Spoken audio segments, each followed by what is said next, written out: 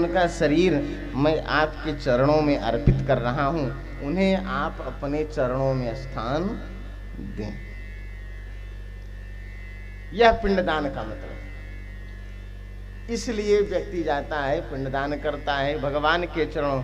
और कदाचित ये जो अपने जीवन में ही आपने भगवान को अपने आप को समर्पित कर दिया, तो फिर पिंडदान की आवश्यकता ही नहीं रह जाती।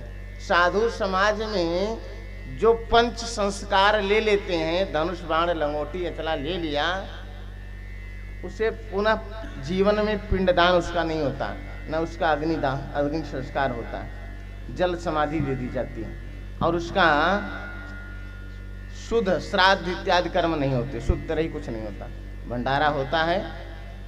क्यों? क्योंकि उसने अपने जीवन में ही, अपने जीवित रहने पर ही अपने इस पिंड को भगवान के लिए समर्पित कर दिया है। इसलिए यति महाराज ने बहुत समझाया, लेकिन माने नहीं। तो यति जी ने हाथ देखा, आत्मदेव जी की रेखा पढ़ी, हस्तरेखा, तो लिखा था कि न 7 जन्म पीछे कभी संतान हुई है, न 7 जन्म आगे कभी संतान होगी। 7 जन्म पीछे भी नहीं थी और 7 जन्म तक आगे भी नहीं होगी। अब क्या करें? जब देखा आत्मदेव जी ने कि बाबा तो कह रहे हैं न 7 जन्म पीछे था न 7 जन्म आगे, तो बाबा ने क्या किया, आत्मदेव जी ने महाराज जी के सामने गमछा लिए थे ना, उसी से फांसी लगाने के लिए कहा कि पुत्र दो, नहीं तो आत्महत्या कर लूंगा। महाराज जी तो कहे अच्छे फंस गए, अब मरेगा सामने तो ब्रह्म हत्या लगेगी। जब देखा बहुत हट किया आत्मदेव ने, तो झोली से एक फल निकाल करके दे दिया, कहा ले जाओ, इसे अपनी पत्नी को खिलाइएगा तो आपकी पत्नी गर्भवती होगी, उसे पुत्र की प्राप्ति हो जाएगी। अब यहाँ एक प्रश्न है कि जो महात्मा अभी 1 मिनट पहले यह कह रहे थे कि 7 जन्म तक न कभी पुत्र हुआ है पिछले, न आगे 7 जन्म पुत्र होगा, भविष्यवाणी उन्हीं की है कि नहीं? हस्तरेखा देखकर वही दूसरे क्षण कह रहे हैं यह फल खिलाओ बच्चा पैदा हो जाएगा। अब दोनों बातें बताइए तर्क संगत हैं? अभी मैं कहूं कि 2 दूनी 4 होता है और दूसरे क्षण मैं कहूं नहीं 2 दूनी 8 होता है, तो आप कहिएगा कि नहीं महाराज जी दोनों बात आप ही कह रहे हैं, दोनों कैसे संभव है? दोनों बातें संभव हो सकती हैं। एक ही संभव है, या तो पुत्र नहीं होगा 7 जन्म आगे तक, या तो कह देते कि नहीं अभी आपके भाग्य में पुत्र है, ये फल खिलाने से होगा। क्यों ऐसा कैसे हो गया कि जो 7 जन्म आगे तक पुत्र नहीं होना था, वो तुरंत पुत्र की प्राप्ति होने जा रही है? यह कमाल, यह चमत्कार कैसे हो रहा है? जानते हैं चमत्कार कैसे हुआ? एक बार की घटना, लक्ष्मण जी राम जी से नाराज हुए। लक्ष्मण जी नाराज इस बात पर हुए राम जी से, कहे भैया क्या है, मैं आपको मना कर रहा था, ये सुग्रीव मित्रता के लायक नहीं है, आप इससे मित्रता न करें, लेकिन आप मेरी बात माने नहीं और आपने मित्रता कर लिया। देखो 4 महीना बीत गया और यह लौट करके नहीं आया। सुग्रीवहि सुधि मोरि बिसारी और पावा राजकोषपुर नारी। 4 महीने बीत गए और ये लौटा नहीं। मैं मना कर रहा था आपको कि सुग्रीव से मित्रता करने लायक नहीं है, लेकिन आप माने नहीं, आपने मित्रता कर लिया। तो राम जी ने कहा देखो लक्ष्मण, बात तो तुम्हारी ठीक है, मैं भी सुग्रीव से मित्रता नहीं करना चाहता था, लेकिन मजबूरी थी। कहा कौन सी मजबूरी? आपके सामने।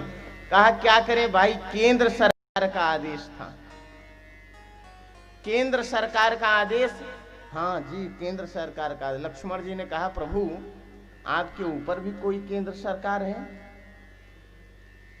क्या आपके ऊपर भी कोई केंद्र सरकार है? भगवान ने कहा बिल्कुल है। अच्छा बताइए, कोई आदेश राज्य सरकार द्वारा पारित हो और उसके ऊपर केंद्र सरकार का कोई नोटिस आ जाए तो राज्य सरकार वाले माना जाएगा केंद्र सरकार वाला? बताओ नायब तहसीलदार जी, केंद्र सरकार वाला माना जाएगा कि राज्य सरकार? केंद्र सरकार वाला। तो राम जी ने कहा कि मैं राज्य सरकार हूं, मेरे ऊपर भी कोई केंद्र सरकार है। लक्ष्मण जी ने कहा केंद्र सरकार? कहा हाँ। कौन सा? कहा लक्ष्मण देखो तुम साथ में ही थे, आपको याद नहीं हुआ, लेकिन मैं बता रहा हूं केंद्र सरकार की नोटिस आई थी। नोटिस? हाँ। क्या आई? आदेश हुआ। किसका? संत का आदेश हो गया। भगवंत की लेखनी को, ब्रह्मा की लेखनी को, विधि की लेखनी को मिटाने का दो लोगों के पास सामर्थ्य है। कौन कौन? एक तो संत और दूसरे भगवान भोलेनाथ। जौ तप करई कुमारी तुम्हारी, तब भाव्यों मेट सकई त्रिपुरारी। शिव जी और संत महात्मा। तो केंद्र सरकार का नोटिस आया। एक बार की घटना सदगुरुदेव भगवान के जीवन में घटी। गुरु जी थे और एक अयोध्या के अच्छे कथावाचक और ज्योतिष के बड़े अच्छे विद्वान थे। दोनों लोग कथा करने साथ गए तो एक सज्जन के कोई पुत्र नहीं था। तो गुरु जी के पास आकर के उन्होंने बड़ा निवेदन किया। तो गुरु जी ऐसे सहज भाव में कह दिए, करे घबराओ मत, जाइए आपको पुत्र प्राप्त होगा। और जब वह कुंडली ला करके ज्योतिषी जी को दिखाए तो उन्होंने कहा कि पुत्र योग ही नहीं है। तो गुरु जी से वह कहने लगे कि अरे महाराज जी, आपने ऐसे कैसे कह दिया, इसके तो कुंडली में पुत्र योग है ही नहीं। गुरु जी ने कहा भाई अब देखिए, हम तो कहे नहीं, मुंह से निकल गया हमारे, कौन कहा भगवान जाने, अब निकल गया तो निकल गया, जो होगा देखा जाएगा। और ठाकुर जी की कृपा, जिसके कुंडली में पुत्र योग ही नहीं था, उसको ठीक 9 महीने बाद पुत्र रत्न की प्राप्ति हो गई। यह संत की वाणी का प्रभाव है। तो राम जी ने कहा पहला नोटिस आया था, मैं मित्रता नहीं करना चाह रहा था, लेकिन जैसे पहली नोटिस आई मुझे मित्रता करने के लिए आगे बढ़ना पड़ा। कौन बोला?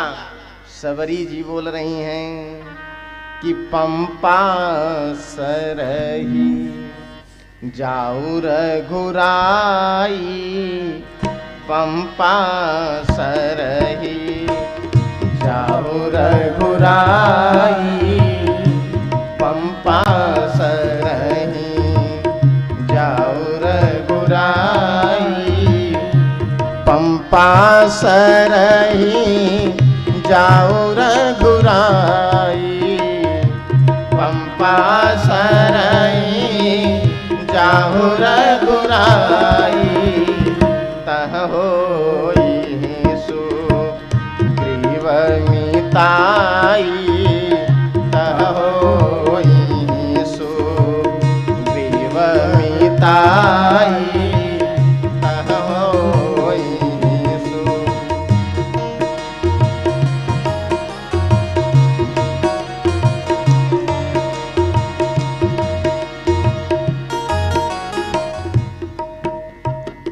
पहला आदेश आया सबरी जी का, पंपा सरह जाहु रघुराई, तह हुई है सुग्रीव मिताई।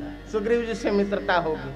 तो लक्ष्मण जी ने कहा कि प्रभु अरे एकाध आर्डर तो लोग फाइल के नीचे दबवा दिया करते हैं, है कि नहीं? एकाध आर्डर तो दे लेकर के व्यक्ति फाइल के नीचे दबा देता है, पता ही नहीं लगता कब आर्डर हुआ था। एक आध आर्डर तो आप दबवा सकते थे। कहा मैं प्रयास कर रहा था। राम जी ने कहा कि मैं भी इसी प्रयास में था कि एक आधा आर्डर तो मैं ऐसे दबा दूंगा फाइल के नीचे और निकल चलेंगे, लेकिन जैसे ही मैं निकलना चाहा वैसे दूसरा आर्डर आ गया। कहा दूसरा आर्डर कौन सा? पहला आदेश आया था पंपा सरहि जाहु रघुराई तह हुई है सुग्रीव मिताई।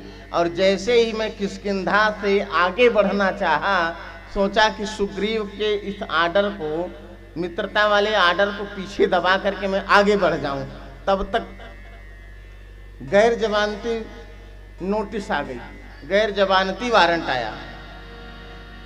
अच्छा, गैर जमानती वारंट आता तुरंत पकड़ करके उठा के चले जाते हैं कि नहीं?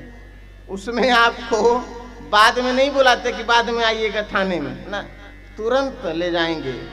और कौन आए दूसरे रूप में? तुरंत ले जाने के लिए आ गए। कौन? हनुमान जी महाराज आए। हनुमान जी महाराज आए और क्या कहे? नाथ शैल पर कपिपति रही, सो सुग्रीव दास तब रही। और इतना ही नहीं कहा इतने में छोड़ेंगे नहीं। अब सरकार का आदेश है, दोनों लोगों को कंधे पर बैठा करके सुग्रीव जी के पास पहुंचा करके मित्रता करवा दिया। तो राम जी ने कहा कि लक्ष्मण, मैं चाहता नहीं था, लेकिन क्या करें, केंद्र सरकार के आगे मजबूर था।